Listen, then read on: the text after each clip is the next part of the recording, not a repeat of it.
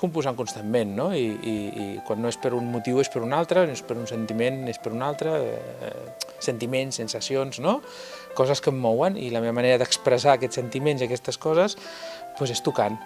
I aquest amic, el Sergi, ens va deixar, desgraciadament, com a molta gent, i gent que potser et toca a tu o potser li toca a algú altre més properament, se'n van per una malaltia que avui en dia està a l'abast molt properament a tothom, que és el càncer. I Sergi va marxar en circumstàncies com a tothom, que dolen, i d'aquest sentiment de dolor va néixer una cançó, i aquesta cançó és la que jo li he volgut retre homenatge posant-la al capdavant del disc.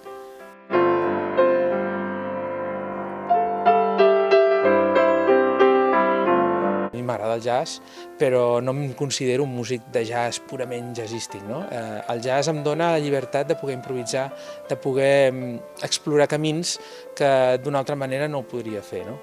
I sí, el jazz forma part del meu bagatge, o sigui que em costa molt deslligar-me d'aquesta vessant més improvisativa.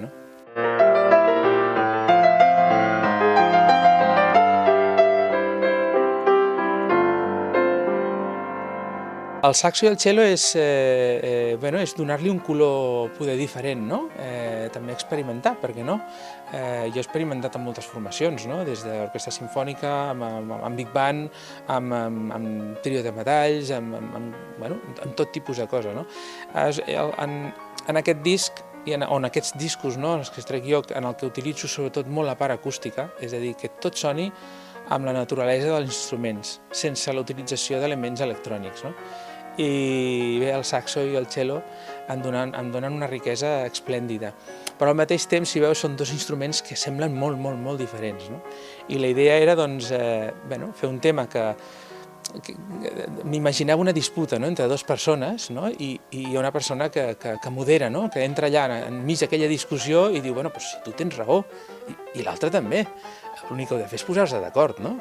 I la idea del saxo i el cello és aquesta, és buscar la moderació de la conversació entre ells dos mitjançant un moderador, que en aquest cas és el pianista.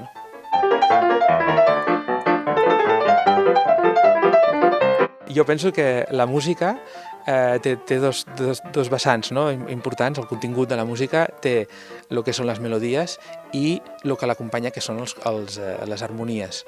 Jo crec que les melodies són aquestes pinzellades que podem donar, o poder l'escrit en negre, i crec que l'harmonia són els colors. En el piano tenim 12 colors diferents. Aleshores, jo la música la veig d'un color en funció d'en quin to l'estem tocant. Si em dius, fa major, a mi fa major em ve un color blau. Un la bemol, un blau més fosc. Potser és la sensació, depèn de cadascú com la sent.